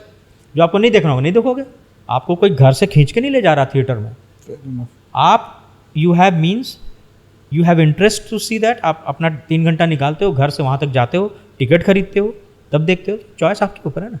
तो आपके पास चॉइसेस होनी चाहिए, ये डेमोक्रेसी की सबसे खूबसूरती है। तो मतलब हमारे पास अब अगर एक ही फ़ोन होता तो उसकी मोनोपोली होती, जितना भी चार्ज कर ले, हमें तो फ़ोन चलाना ही है। लेकिन सरकार ने क्या किया है, 10 को मार्केट में डाल दिया, लो भैया जो बेस्ट करेगा, जो मोर कस्टमर फ्रेंडली है, आपके पास चूज़ करने का ऑप्शन होना चाहिए। तो ये सबसे अच्छी बात है। अगर आप वो फिल्म बोल रहे हैं एनिमल, तो दूसरे 4 अच्छी फिल्में भी बनी, उसकी भी बात कर सकते हैं, बिल्कुल। मैं उसको एडवोकेट करूँगा। सर, सिनेमा समाज को सिखाने के लिए बन रही है या समाज से सीख के सिनेमा बन रही है? साहित्य समाज का दर्पण है, तो सिनेमा भी समाज का दर्पण है। क्राइम पेट्रोल नाम का एक सीरीज आता है, जी जी। क्राइम पेट्रोल मैंने भी कुछ किया 4-5। क्राइम पेट्रोल में जो रियल कहानी है, जो रिसर्च करके निकालते हैं पुलिस स्टेशन से जाके, वो रियल पूरा नहीं दिखा सकते, इतना खतरनाक होता है। कई बार उसको फिल्टर किया जाता है, उसको डाइल्यूट किया जाता है, तब जाके वॉचेबल हो। क्योंकि टीवी पे देखते हैं, घर में बच्चे दूसरे लोग देखेंगे, उनके अवेयरनेस के पर्पस से फोकस है, अवेयरनेस के लिए, उस हिसाब से, उस एस्थेटिक से बनाते हैं, एक्चुअल नहीं दिखा सकते। तो ऐसी बहुत सारी चीज़ें होती हैं। आपका सवाल थोड़ा सा मैं भूला। मैं बोला कि समाज, हाँ, तो समाज सिखा रहा है तो या समाज में जो हो रहा वहीं से कहानी मिलती है हमें। अब उसको, क्योंकि ये एक मीडियम है, इस मीडियम की अपनी एक मर्यादा है, और इस मर्यादा के एलिमेंट्स क्या हैं कि देखने वाले कौन हैं, हम किन के लिए बना रहे हैं, किस तरह का सर्टिफिकेट हमें चाहिए, ए चाहिए, यू चाहिए, ठीक है। उससे अपना बिजनेस भी उससे अफेक्ट होता है। ए होगा तो थोड़ा सा लिमिटेड ऑडियंस हो जाएगी, बहुत जगह नहीं दिखा सकेंगे। यू होगा तो स्कूलों में भी दिखा सकते हैं, वो दूसरी ऑडियंस मिलेगी। यू होगा तो ए वाले शायद थोड़ा कम हो जाएंगे। तो बहुत सारे इसमें कॉम्बिनेशंस हैं, बिजनेस के, कॉमर्स के, उन सब एलिमेंट को एक साथ ला के फिर देखा जाता है आपका पर्पस क्या है फिल्म बनाने का। आप फिल्म फेस्टिवल के लिए बना रहे हैं, नेशनल अवार्ड के लिए बना रहे हैं, या मुझे पैसे कमाने के लिए बनाना है, या मुझे चर्चित होना है, मुझे लोकप्रिय होना है, बहुत सारे एलिमेंट्स हैं। तो उन सबको फैक्टर इन किया जाता है। वहाँ जो बैठे हैं आका लोग, अब एक से एक, माने आज के डेट में बहुत हाईली क्वालिफाइड लोग भी हैं, पढ़ के आए, और सब अपना अपना ब्रेन लगाते हैं। वहाँ आप एक कहानी लिख के आए, वो तो आपका क्रिएटिव पार्ट है। उसके बाद 4 अलग अलग डिपार्टमेंट HODs बैठेंगे, वो उसमें खर्चा देखेगा, एक उसमें बिजनेस देखेगा, एक उसमें आइडियोलॉजी देखेगा, एक उसमें देखेगा कि फिजिबल है कि नहीं इस सोशियो कल्चरल पॉलिटिकल एटमॉस्फेयर में, है ना, इसकी रीच कहाँ, इसका इफेक्ट क्या हो सकता है, इसका बैड इफेक्ट क्या हो सकता है, सब पे चर्चा होती है। और एक बैलेंस बना के चलना होता है कि किसी भी देश में एक संविधान होता है, हम कानून के तहत, हम एक सिटीज़न हैं, हमें रहना है और धरे भी नहीं जाना है। तो कानून क्या कहता है, उनके लॉयर्स भी होते हैं, एडवोकेट्स भी होते हैं टीम में, वो सब भी उस पर डिस्कस करते हैं कि ऐसा बोलने से, ऐसा लिखने से ऐसा हो सकता है, तो उससे बचने के लिए ऐसा कर लें। तो वो सब फिर थोड़ा सा राइटर के साथ बैठ कर उसको थोड़ा डाइल्यूट किया जाता है, या फिर उसमें कुछ ऐड ऑन किया जाता है, ठीक है। अब जैसे अभी इन दिनों ये पहलगांव का ये हुआ, माहौल एकदम बदल गया पूरे देश का। यूँ लगता है एक दिन में चीज़ें बदल जाती हैं, ठीक है। अभी पाकिस्तानी एक्टर फवाद खान की एक फिल्म थी, अब रुक गई, किसको पता था, अब पता नहीं कब रिलीज होगी भी कि नहीं होगी, कब होगी, तो उसका आधार में लटक गया। तो ऐसे ये कंडीशंस समाज में बदलते रहते हैं, कभी भी कुछ भी हो सकता है, तो उसके बफरिंग का भी सोचना पड़ता है। अगर ऐसा हुआ तो उसके लिए क्या करें, फिर क्या ये सीन को काट के रिलीज़ किया जा सकता है, हाँ, तो वो ऐसा कुछ डालो। बहुत सारे मैकेनिज्म है उसमें जो आम आदमी को पता नहीं चलती। वहाँ भी बहुत डॉक्टरिंग, इंजीनियरिंग, वहाँ स्क्रिप्ट के लेवल पे बहुत होती है, स्क्रिप्ट डॉक्टर बोलते हैं, उसकी इंजीनियरिंग होती है, बहुत सारी चीज़ें हैं। बहुत एक बच्चा जो झारखंड के एक सरकारी महकमे से पढ़ के निकलता है और वो सिनेमा के फैंटेसी में खोया हुआ है और बॉम्बे लैंड करता है, उसके लिए आप क्या सलाह देंगे? पहले मैं अपने ऊपर ले रहा हूँ बात कि सिनेमा की फैंटेसी कभी मेरे दिमाग में नहीं आई, ना आज है। मैं, मेरे वेबसाइट में भी बॉटम लाइन लिखा हो कि what a beautiful way of life, living so many lifes in one life. Hindi में थोड़ा एक्सप्रेस करेंगे। मेरे वेबसाइट है rajeshjaz.com, उसमें टैगलाइन है what a beautiful way to live so many lifes in one life. माने इससे सुंदर व्यवसाय और क्या होगा कि बहुत सारा जीवन में एक जीवन में जी रहा हूँ, कितनी सारी ज़िंदगियों को जीने का मौका दे रहा है ये। कभी एडवोकेट बनता हूँ, कभी मछली मारने वाला, कभी ड्राइवर बनता हूँ, कभी स्कूल टीचर बनता हूँ, प्रोफेसर बनता हूँ। एक ही लाइफ में कैसे कोई कर पाएगा? कभी सुंदर सुंदर हीरोइन के बाप बन जाते हैं। सुंदर सुंदर हीरोइनों के बाप बनता हूँ। आप सुंदर हीरोइन है तो सुंदर तो होगी, अब हीरो ने से तो बाप भी कुछ वैसा लगना चाहिए कि हाँ, उसी की बेटी है। तो मतलब मैं अपनी तारीफ नहीं कर रहा हूँ मतलब कास्टिंग होती है तो वो कास्टिंग ट्री बनती है, तो ऐसा वो फोटोशॉप करके देखा जाता है कि फैमिली ट्री बनाते हैं ना, कि हाँ उसकी नाक मिल रही है, उसकी हाइट मिल रही है, स्किन टोन मिल रहा है, ऐसे किया जाता है। अच्छा। अब कंप्यूटर आ गया अच्छा, ना। इतना मेहनत हाँ, होता है? अरे आपको पता क्या, बहुत प्रिपरेटरी वर्क बहुत ज़बरदस्त होता है। कौन सा फैब्रिक होगा, कैसा उसका क्रीज पड़ रहा है नहीं पड़ रहा है, बहुत पूरा हाईली स्पेशलाइज्ड डिपार्टमेंट है। अब हमारे नाटक में मुगल आजम में 7.5 करोड़ रुपए का खाली कॉस्ट्यूम बना है। 30 करोड़ का प्ले है, नाटक है वो, 7.5 करोड़ का कॉस्ट्यूम खाली बना है नाटक में। आप यहाँ आपको सोच नहीं सकते, ट्रू। 30 करोड़ का नाटक है, पौने 200 लोगों की टीम है हमारी, जो विदेश मूव करते हैं तो कम करते करते भी 150 लोग हो जाते हैं, 125 हम लोग और 25 अंग्रेज लोग। तो बहुत सारी चीज़ें आपको नहीं पता है यहाँ की वजह से, तो जो बारीकियाँ हैं, जो नुआंसेस हैं, डिटेल्स हैं, जो उसमें है उनको पता है। और हमें उसमें किताब लिखने की ज़रूरत नहीं है, ना ढिंडोरा पीटने की ज़रूरत, हम अपना काम कर रहे हैं। तो वो फैंटेसी लेके कभी नहीं गया। मुझे ये लगता था अलग अलग चरित्र करना। लेकिन जो बच्चे जाना चाहते हैं उनको आप क्या सलाह देंगे? नहीं, let me finish this work कि मुझे अलग अलग चरित्र जीना, मुझे लगा कि हर चरित्र को जीना मतलब एक किताब पढ़ लेना जैसा है मेरे लिए। जैसे एक एग्जांपल बता रहा हूँ कि मुझे एक बार एक ऐसा कैरेक्टर मिला जो मैंने उसका जो ट्रेडिशनल नाम था नहीं ले सकता, अब अनपार्लियामेंट्री हो गया है, जो डेड बॉडीज़ हैंडल करते हैं। आप समझ रहे हैं क्या बोल रहा हूँ? अब मैंने पता नहीं कहाँ से लगूंगा, कैसे लगूंगा। अब वो थोड़ा डायरेक्टर ऐसे ही थे उस मिजाज के कि खुद तो परेशान करने वाला कुछ रोल दो, तो उनको पता मैं जब परेशान होता हूँ तो अपना बेस्ट परफॉर्म करता हूँ। एक्टर को इनसिक्योर होना चाहिए, इनसिक्योर रहता तो हमेशा ब्रेन जो काम कर रहा था उसको, मैं लगता नहीं हूँ, मैं कहीं से अब मुझे वो करना है, कैसे करूँ, तो एक्स्ट्रा एफर्ट करना पड़ेगा। अगर मैं जो लगता हूँ वही दोगे तो मैं तो रिलैक्स हूँ ना, घर से ना चलना, अच्छा वही बोलना जो मैं लगता हूँ, कोई काम ही नहीं मैंने नहीं इसमें। तो अलग अलग उस रोल को करने के चक्कर में अब मुझे उसको स्टडी करना पड़ेगा। स्टडी करने के चक्कर में उनके साथ बैठना उठना, उनके घर जाना, भैया कितने बजे उठते आप, घर कैसे चलता है, कितनी पगार है, कितने बच्चे हैं, कब मिलता है पगार, और क्या अपने खुशी के लिए क्या करते हो, है ना। तो बहुत सारी चीज़ें बताते हैं। तो अदरवाइज मैं कैसे जाता, कभी जाता क्या उनके घर? नहीं जाता, जाने की ज़रूरत ही नहीं। मैं क्यों जानूँ कि एडवोकेट कैसे बने, क्या करें, वो ड्राइवर क्यों बना, कैसे बना। तो उस कैरेक्टर को बनने का मुझे एक मौका मिल जाता है। तो this is like reading a new book. So every time after finishing a new character I felt more rich कि मैं एक किताब और पढ़ ली। तो वो जो टैगलाइन था कि what a beautiful way to live so many lifes in one life, this can only happen in actors life. एक एक्टर के ही जीवन में होता है, हर बार नया चरित्र कर रहा है, नई कहानी कर रहा है। तो बहुत सारा जीवन में इस जीवन में जी के जा रहा हूँ। तो जब मैं मृत्यु हो जाएगी तो मैं बहुत रिच होके जाऊँगा यहाँ से, फुल्ली लोडेड, मतलब इतनी सारी किताबें पढ़ ली। तो वो फैंटेसी वैसे कभी एज सच नहीं रही, आज भी नहीं है। तो मैं कैरेक्टर करना चाहता हूँ, नाना प्रकार के कैरेक्टर, और मैं बहुत किए, देखो बहुत वैरायटी है। और वो वर्सेटैलिटी चाहिए कि कभी ये कैरेक्टर किया, कभी वो कैरेक्टर किया, और उसमें फ्रेशनेस बनी रहती है। आप एक्टिंग से बोर नहीं होते हैं, लोग भी आपसे बोर नहीं होते हैं कि हर बार तो ये अभी आया, अच्छा फिर वही करेगा, तो क्या देखना, चेंज करो। इस बार देखा, इस बार क्या कर रहा है, ये उल्टा चलेगा हमारे साथ, इसको लिया राजेश, अच्छा इस बार कुछ अलग देखें कैसे करता है। तो वो चैलेंज जो है हमें टो पे रखती है और मुझे एकदम प्रफुल्लित रखती है। आपने पूछा कि नए बच्चों को जाने के लिए क्या करना चाहिए, तो पहले तो उनको जो जल्दबाजी वाला शॉर्टकट है ना, रील कल्चर से पहले तो वो उससे मुक्त, रील कल्चर से बाहर होना चाहिए, उससे मुक्त हो जाएं। ये जो 30 सेकंड का होता है और उससे इतने व्यूअर्स आ गए, इतना व्यूज़ आ गए, ये सब फैब्रिकेटेड भी होता है, सबको पता है 50 चीज़ें हैं, उसमें कोई ऑर्गेनिक ऐसा नहीं है। आप रॉक सॉलिड बनो, कोई एक विधा को पकड़े हो, चाहे हॉकी प्लेयर हो, पेंटर हो, राइटर हो, वकील बनो, जज बनो, कुछ भी बनो, उस एक को पॉलिश।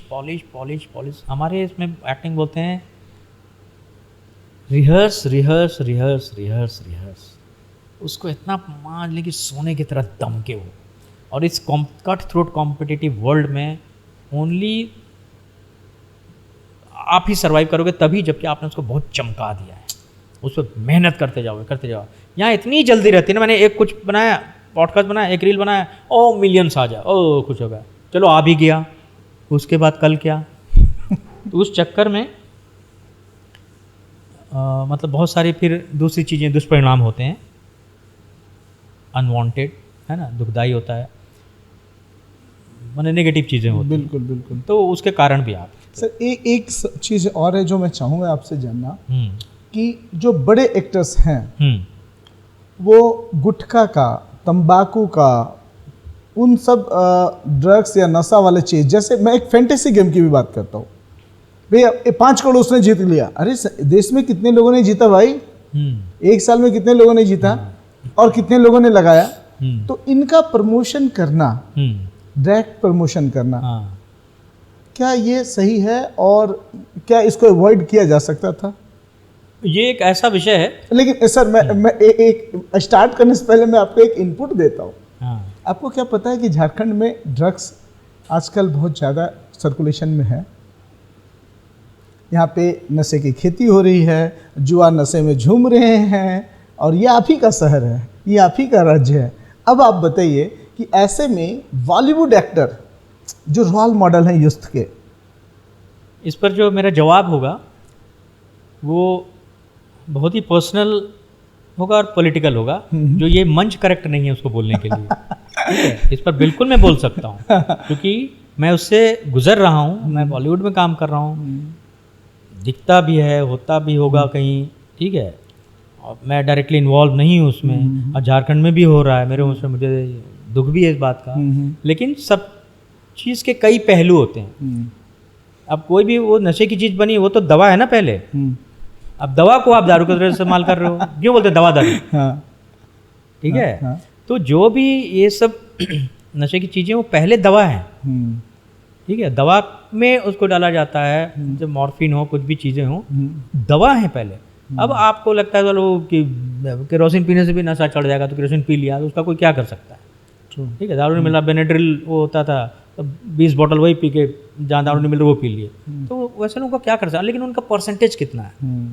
लेकिन आप जो बोल रहे हैं बहुत सही है, इसके लिए उसका मंच अलग होगा, क्योंकि यहाँ कोई भी चीज़ बवाल बन जाती है, कुछ भी हो जाता है, तो मेरे सर पे फूटेगा। लेकिन मेरी राय ज़रूर है, मैं इससे डिनाई नहीं कर रहा हूँ। मैं जीता जागता इंसान हूँ, एक सिटीज़न हूँ, न्यूज़ पढ़ता देखता रहता हूँ, उसके प्रॉस एंड कॉन समझता हूँ, समझ है, जो मेरे भी बच्चे हैं, ठीक है, मैं भी इसी समाज में रह रहा हूँ, उसका हिस्सा हूँ, इंटीग्रल पार्ट हूँ, मुझे भी उससे दुख होता है, लेकिन बोलना उसको दूसरे ढंग से पड़ेगा। तो I don't want to get into misinterpretation और कंट्रोवर्सी। 25 वर्ष झारखंड के बने हो गए हैं, होने जा रहे हैं। जी हाँ, आप झारखंड से हैं, ड्रामा इंडस्ट्री से हैं, फिल्म इंडस्ट्री से हैं, क्या लगता है कि झारखंड जो था और जो डिज़र्व करता था, कितना गैप हम छोड़ा है? उसके जिम्मेदार कौन है? हम नागरिक। फिर 25 साल कोई कम नहीं होता है। जी, मुझे दुख है इस बात का। 14 नवंबर 2000, 15 नवंबर 2000 में बना, तो मुझे भी बहुत खुश हुआ। तो मैं, अरे क्या बात है, हम बचपन में वो लड़ाई देखते रहते ना कि अलग होना, अलग होना, अलग होने के बहुत रीजंस थे, कल्चरल ज़्यादा थे, है ना, तो वो सब था। थोड़ी बातें मुझे भी समझ में आती थी छोटे बच्चे के हिसाब से कि यहाँ माइनिंग है, कल्चर अलग है, खान पान, बहुत सारी चीज़ें अलग थी, तो विभाजन हो भी सकता है। उसमें मैं सड़क पे कभी नहीं उतरा, उस तरह का एक्टिविस्ट कभी नहीं रहा, समझ में आती थी बात। लेकिन अगर अलग हुआ, जिन मुद्दों पे जो लाइन खींची गई, उसके बाद क्या, उसको कहाँ ले गए आप? क्या आप कहीं पहुँचा पाए? आपको चलो कमान दे दी, आप कहाँ ले जा रहे हो उसे? तो उसकी जिम्मेदारी सभी की है, सभी रेजिडेंट्स की, पूरे झारखंड की, क्योंकि end of the day mandate भी आप ही देने वाले हो। ठीक है, पावर आपके हाथ में, यहाँ के लोगों के हाथ में है, सभी के, पूरे सिटीजन्स के। आप ही इसको बनाने वाले हो, आप ही बिगाड़ने वाले हो। अब बड़ी छोटी सी एक चीज़ बताता हूँ, सफाई, सैनिटेशन। देखता हूँ गाड़ी से अपने बॉटल फेंक दिए बाहर। अब इसको कोई आकर सरकार बताएगी, पुलिस उसमें चालान काटेगी, बाहर फेंका, ये सब बोलने बताने की चीज़ है। मैं जैसे विदेश से आता हूँ, तो जहाँ अपने वर्कर काम करने जाते हैं, वहाँ पर थूकेंगे नहीं, पुड़िया नहीं फेंकेंगे। जैसे ही यहाँ मुंबई एयरपोर्ट पर उतरेंगे, पट पट थूकना शुरू कर देंगे। मैंने पूछा भी, भाई तो मेरे बगल में बैठे थे यार, देखा था वहाँ, तो तुम उधर एयरपोर्ट पे भी देखा, सब सही जगह जाके डाल रहे थे, कचरे में इधर उधर। यहाँ आते तो उन्होंने थूक दिया, और तुम्हारे बगल में उधर था वो पिचकारी मारने के लिए, उधर नहीं गए तुम यहाँ। तो ये तो अपना कंट्री है ना, बोले वहाँ कोड़े पड़ेंगे इसलिए तुमको मैंने नहीं डालना है। अरे अपना कंट्री तो ज़्यादा तुमको वो करना चाहिए ना यार, बाहर वालों को 4 को रोकना चाहिए कि भैया सफाई रखो। तो ये मानसिकता जब तक चेंज नहीं होगी ना, आप खाली दोष देते रहिए, वो सरकार, वो पार्टी, वो डिपार्टमेंट, म्यूनसिपैलिटी साफ़ नहीं करती। अरे तो आप गंदा करोगे तभी साफ़ करती है ना वो, आप गंदा ही नहीं करो सफाई की ज़रूरत ही नहीं पड़ेगी। अब ये कौन सफाई करने के लिए वो है, आप अपने हिस्से का काम करो ना। अब बोलो हम टैक्स दे रहे हैं, म्यूनसिपैलिटी को इतना पाल रहे हैं, उनको सैलरी दे रहे हैं, इसलिए हम फैला रहे हैं। तो ये तो एटीट्यूड, उससे मुझे नफरत है, साफ साफ बोल रहा हूँ मैं, मुझे नफरत है ऐसी मानसिकता से। वो म्यूनसिपैलिटी वाले भी आप ही के भाई बहन चाचा ताऊ होंगे वहाँ भी, अब पूरा डिपार्टमेंट पल रहा है, उसमें उतनी मशीनरी लगी है सफाई करने के लिए। आपको खाली जो डेजिग्नेटेड जगह वहाँ कचरा डालने में क्या समस्या है, कितनी मेहनत लग जाएगी। बिल्कुल। आप किसी कॉलेज में चढ़ते हुए सीढ़ी पे थूक दिया आपने, आप ही का कॉलेज है या आते जाते एक शैक्षिक संस्थान है, एटमॉस्फेयर वैसा होना चाहिए ना। बाहर ऐसा नहीं होता है, क्यों नहीं होता? वो भी इंसान है, same body, same biology, it's all here. अब इसके लिए कोई अलग से किताब पढ़ने की ज़रूरत नहीं है, यही फ़र्क है लिटरेसी और एजुकेशन में। आप लिटरेट हो, पीएचडी कर लिया, लेकिन पूरा दबाया जा रहा है क्लास में घुसने को मार दिए, तो उसे पीएचडी का क्या फ़ायदा? उससे अच्छा तो कोई उस सब्जी बेचने वाला है जो 4 किताबें नहीं पढ़ी है लेकिन कचरे को सही जगह डाल रहा है, थूक थकार नहीं कर रहा है। तो अपनी सेल्फ रिस्पॉन्सिबिलिटी लेना बहुत ज़रूरी है किसी भी देश, जगह, काल, समाज को ठीक रखने के लिए। टूरिज्म का क्या अपॉर्चुनिटी था झारखंड में? टूरिज्म का था अपॉर्चुनिटी। आपको क्या लगता है कि झारखंड एज पर केरला, बॉम्बे, इन सब के? देखिए केरला में बैक वाटर है जिसको उन्होंने रिजर्व करके रखा, वो बैक वाटर यूनिक है, दुनिया से लोग आते हैं और उस बैक वाटर को रिलिश करने के लिए उन्होंने अब सब बोट सिस्टम, पूरा लॉजिस्टिक्स, इंफ्रास्ट्रक्चर, होटल वो रखा है और लोग जाते हैं। राजस्थान के पास रेगिस्तान है, हवेलियां हैं और वो कल्चर है खम्मा गड़ी, पगड़ी बांधे हुए लोग, आज भी उसको मेंटेन किया हुआ है।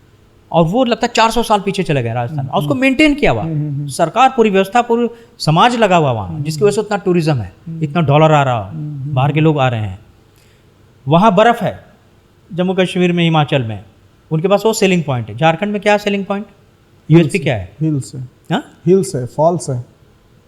हाँ, अब जो नेचर ने दिया है, आपने उसमें कुछ नहीं किया, तो आप कम से कम उसको प्रेजेंटेबल तो रखो, वहाँ तक पहुँचने एक्सेसिबल रोड हो, लोगों के ठहरने की व्यवस्था हो, साफ़ सुथरा खाना, हर बजट के होटल हों ताकि हर क्रॉस सेक्शन से लोग आएँ, खाने पीने की सुरक्षा हो, सिक्योरिटी हो, तो फैमिली आएंगी बाहर से घूमने। हो रहा है, मैं होता देख रहा हूँ, मुझे परिवर्तन दिख रहा है, जो मैंने पिछले पॉडकास्ट में बोला भी था यहाँ टूरिज्म डिपार्टमेंट के, जो होता देख रहा हूँ, और संभावनाएं बहुत हैं। और टूरिज्म का डायरेक्ट रिलेशनशिप है फिल्म इंडस्ट्री से। एक फिल्म बनेगी, फिल्म में आप यहाँ ला के शूट करते इस लोकेशन का, तो उस location will get notice by millions of people. True. कह रहे सिनेमा में वो लोकेशन देखा था, कहाँ है, वहाँ चलना है। जैसे यहाँ वाला गाना शूट हुआ था, अरे कहाँ हुआ था, तो वहाँ से अपना रील बना के भेजेंगे, ये गाना शूट हुआ था। अच्छा, तो क्या राजेश जैस जी झारखंड के लोकल, मतलब ट्राइबल्स पे, ट्राइबल को प्रमोट करते हुए, उनके कल्चर को प्रमोट करते हुए, झारखंड के हिल्स, फॉल्स को प्रमोट करते हुए कोई मूवी बनाने का आइडिया रखते हैं क्या? बिल्कुल रखता हूँ, लेकिन फिलहाल मैं सिर्फ एक्टर हूँ। एक बहुत ही छोटा सा एक टूल है पूरी फिल्म इंडस्ट्री में, जो सबसे लास्ट में एंटर करता है और सिर्फ वही दिखता तो लगता पूरी फिल्म इंडस्ट्री एक्टर ही है। ऐसा नहीं है, हमारे पीछे हज़ारों लोग होते हैं जो हमें दिखने में, चमकने में मदद करते हैं। कॉस्ट्यूम कोई सिलता, कोई प्रेस करता, कोई मेकअप करता, कोई लाइट देता, कोई लेंस चेंज करता है। पूरी व्यवस्था जो है हमें वहाँ प्रस्तुत करने में लगी रहती है, और पूरा मैंने क्रीम ज़्यादातर हमारे पास आ जाता है, ऐसा लगता है। तो अंदर मैंने कहा कि एक जागरूक इंसान है, एक डायरेक्टर भी है, एक राइटर भी है, वो सब है जिंदा। लेकिन होता है ना कि कब सही मौका आए तो वो निकल के बाहर आए, तो सबको अमेलगमेट करके मैं अपनी वो इच्छा पूरी कर सकूं। लेकिन एक दिशा दिख रही है मुझे, विषय दिख रहा है। मैं यहाँ के जनजातीय लोगों के प्रति मेरी बहुत प्रिय लगते हैं मुझे, सहानुभूति कतई नहीं कहूँगा, दे आर स्ट्रॉन्ग एनफ, ठीक है। उनसे मैंने सीखा। मेरे जीवन की जो सिंप्लिसिटी है, ये आप टैगलाइन कर सकते हैं कि मेरी ताकत मेरी सिंप्लिसिटी है, और ये simplicity I got it from Jharkhand के जनजातीय लोग, यहाँ के आदिवासियों की सिंप्लिसिटी से मैंने अपने जीवन में उसको आधार बनाया है, बहुत बढ़िया, और उनसे सीखा है। तो यहाँ के आदिवासियों को मेरा नमस्कार है। वो मेरी पहली पाठशाला रहे हैं और अभी भी वो पाठशाला मेरे अंदर जीवंत है और ताज़िंदगी रहेगा। ये सिंप्लिसिटी मुझे उनसे मिली है। तो वो कोई स्ट्रगल नहीं था, मुंबई गया तो इसलिए कि यहाँ इतना कर चुके थे कि वो कोई उसको स्ट्रगल ही नहीं रखता था, मज़े में ठीक है, एक रोटी है। तो जो बच्चे आज की डेट में सरकारी स्कूल के पढ़ने वाले हैं, बोलते वो कॉन्वेंट में पढ़ के इतना बड़ा बन गया। नहीं, मेरा भी मन होता था उधर अपना नामकुम में कौन था, बिशप स्कॉट, टाई लगा के जाता था बच्चा लोग, बस में जाता था। मैंने कहा कब बस में जाएंगे हम भी। और तो टाई तो कुछ जैसे रस्सी से बांध के देखते थे तो सोचता था कैसे बांधता होगा सब, कब हमारा होगा। जाते हुए जैसे उर्सुलाइन कॉन्वेंट में घुस गया था लड़कियों के स्कूल में एडमिशन मिलेगा। अच्छा, तो ड्रेस आप मेल वाला पहन के गए थे? मैं ऐसे ही घुस गया था। अच्छा, बुद्धि उतनी बच्चा था छोटा। सेंट जेवियर्स कॉलेज के बाहर से गुजरता था, सेंट जेवियर्स कॉलेज है, अभी एडमिशन मिलेगा। तो एक दो बार जाने का मौका मिला किसी प्ले को देखने के लिए, उसी से खुश हो गया। सेंट जेवियर्स कॉलेज, मैंने कहा उस समय मोबाइल होता तो फोटो खींचते, सेंट जेवियर्स कॉलेज में फोटो खींच के डाल देते, पोस्ट कर देते। तो अभी एडमिशन मतलब ही नहीं था। अब तो चूँकि वो पहले ही बहुत लो एस्टीम में रहते हैं ना, वैसे स्कूल से पढ़ रहे हैं, तो हम सेंट जेवियर्स की बात कैसे कर सकते हैं? वो हिम्मत ही नहीं आती, कॉन्फिडेंस ही नहीं आता है, लगता हम बहुत छोटे हैं। और वो टाई पहन के जा रहा तो बहुत बड़ा होगा, ज़्यादा जानता है। वो अंग्रेजी में बोल रहा तो ज़्यादा जानता होगा, ज़्यादा ज्ञान होगा उसको। हम हिंदी में बोल रहे हैं तो कम होगा, नहीं तो कुछ मिस्टेक हो जाएगा। आप मारवाड़ी कॉलेज के स्टूडेंट हैं, कोई एक मेमोरी शेयर करना चाहेंगे? मारवाड़ी कॉलेज में एक मैंने बहुत सारी एक्टिविटीज में पार्टिसिपेट कर, वहाँ पे बॉयज और गर्ल्स सेक्शन तो अलग अलग है हाँ। लेकिन एक फायदा था एक्टिंग करने का। इस बात सर आप ही को इस बात का दुख था कहीं क्या? नहीं, उसमें एक फायदा था ड्रामेटिक सोसाइटी में रहने का, एक्टर होने का, कि सिर्फ इनको एंट्री मिलती थी गर्ल्स कॉलेज में। अच्छा। और वहाँ जब एंटर करते थे ऐसे छोटे से गेट से ऐसे करके, तो या ऐसे से होता था, अलग ज़्यादा समझ थी नहीं तो उस जोन में गए नहीं। लेकिन एक प्रिविलेज्ड फील होता था कि we are somehow we are doing something right, कि अपना प्रिविलेज है कि हमें वहाँ एंट्री मिल रही है। इस बात से थोड़ा अच्छा लगता था। बाकी बात कहीं बढ़ी नहीं आगे, नाटक ही करते रह गए। लेकिन हाँ, अब तो नाटक से निकल के हकीकत में है जी, अब तो नाटक से निकल के हकीकत में। हाँ। आखिरी चीज एक बात बताएंगे, आपने रब ने बना दी जोड़ी जैसी बड़ी मूवी की, जी हाँ, और फिर वेब सीरीज में आप पंचायत में दिखते हैं, और स्कैम 1992 जैसे वेब सीरीज में आप आते हैं। कितना फर्क महसूस करते हैं इन दोनों में? किस में? रब ने बना दी जोड़ी जैसे बड़ा बजट की मूवी जिसमें इतने बड़े कास्ट हैं, और जो सभी जितने नाम लिए आप सब बड़े ही बिग बैनर ही हैं। पंचायत हो गया, ये हो गया, लेकिन पंचायत तो वेब सीरीज है कंपैरेटिवली।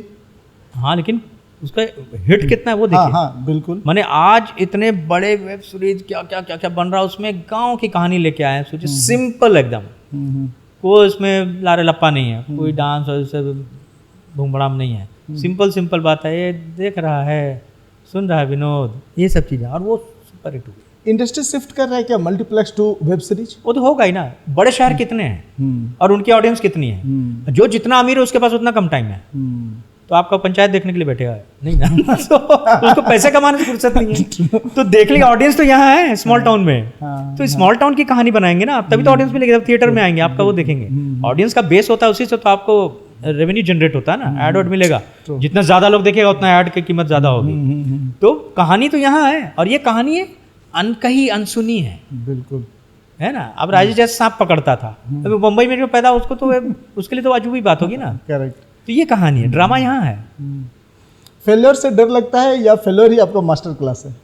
फेलियर ही है जो आपको आगे बढ़ाता है। सब पहले से मिल जाए तो मैं, अगर मेरे बाबूजी 1000 करोड़ के मालिक होते तो मेरे बाबूजी मैं पढ़ाई की स्कूल क्यों जाऊँ? बोले बेटा, वो क्या बोलेंगे नौकरी करने के लिए? नौकरी क्यों करना, 1000 करोड़ हमारा तो फैक्ट्री खोलेंगे, 10 लोगों को तो हम काम देंगे, तो मैं पढ़ाई क्यों करूँ? बोले उसको करने अकाउंटेंसी देखना पड़ेगा, मैं उसके लिए एक चार्टर्ड अकाउंटेंट रख लूँगा, उसको पगार दूंगा, मैं क्यों पढ़ूँ? यही आएगा ना। लेकिन अभी मेरे पास उद्देश्य होगा ना कि बच्चे को, मुझे अच्छा आदमी बनना है, अच्छा सिटीजन बनना है, मुझे ज्ञान चाहिए, ज्ञान होना चाहिए, और मुझे एक अच्छा कंफर्टेबल घर चाहिए, कंफर्टेबल गाड़ी चाहिए, तो उसके लिए पढ़ाई करनी पड़ेगी। सब कुछ बाबूजी छोड़ के जाएंगे तो फिर हम क्या करें? अपने हिस्से का कुछ करना चाहिए ना। अपने बच्चों को ये बोलता हूँ, भाई ये जो है देख रहे हो, ये मैं खर्च करके जाने वाला हूँ, विदेश चला हूँ, घूमने जाऊँगा, अपनी फिल्म बना के पूरे पैसे खत्म करूँगा, तुम्हें अपने हिस्से का कमाना है। तुम्हारे शादी ब्याह पढ़ाई लिखाई तक की जिम्मेदारी मेरी। ये मत सोचना कि ये सब होगा नहीं, बच गया तो ठीक है, बचा पूछा। आखिरी सवाल सर, लक कितना बड़ा रोल प्ले करता है जीवन में? करता है, रोल तो प्ले कामयाबी करता ही। हाँ, मेरे से कितने ज़्यादा टैलेंटेड लोग हैं मेरे आसपास। मैं कुछ मेरे से बहुत ज़्यादा काम कर रहे हैं, कुछ मेरे से बहुत कम काम कर रहे हैं। ये भी है ना। और सब अगर मैं बहुत नीचे talented देखूं तो मुझसे ज़्यादा टैलेंटेड, मुझसे ज़्यादा अच्छे हर विषय पे इतना काम नहीं कर रहे हैं, वो भी हैं। मुझसे कम वाले भी बहुत ज़्यादा कहीं हैं, तो उनकी किस्मत। तो वो टाइमिंग डेस्टिनी का तो है, लेकिन कोई शिकवा गिला नहीं है। सभी अपना अपना काम कर रहे हैं। हमारा काम जीवन मिला है ना, इस जीवन में हमें कुछ करते रहना। हर दिन, आज सुबह उठे तो कुछ उद्देश्य होता है ना, आज ये करेंगे करेंगे, तो वो तो करते रहना है। राजेश जी, आपको इतना सारा समय देने के लिए आपका बहुत बहुत धन्यवाद। दोस्तों, हम बात कर रहे थे राजेश जी से, जो बता रहे थे हमें कि एक्टिंग सिर्फ एक कला नहीं है, जीवन जीने का एक माध्यम है, और एक ही जीवन में कई जीवन जीने का एक संदेश देते हैं। हमने इनसे सीखा कि कैसे संघर्ष के दिनों को भी ये आज अपना एक मजबूत आधार बनाए, और संघर्ष को संघर्ष मानते भी नहीं हैं। दोस्तों, आपको अगर हमारा ये पॉडकास्ट अच्छा लगा होगा, हमारे बीच की ये चर्चा अगर पसंद आ रही होगी, तो आप हमारे कंटेंट को, चैनल को लाइक जरूर करें, सब्सक्राइब करें, और अपने दोस्तों के साथ शेयर करना बिल्कुल नहीं भूलें। हम इसी तरह के अच्छे अनुभव आपके साथ साझा करते रहेंगे। काके टॉक्स के पॉडकास्ट में आपका फिर से देखने के लिए धन्यवाद। Thank you sir, thank you so much. Wanna hear you go.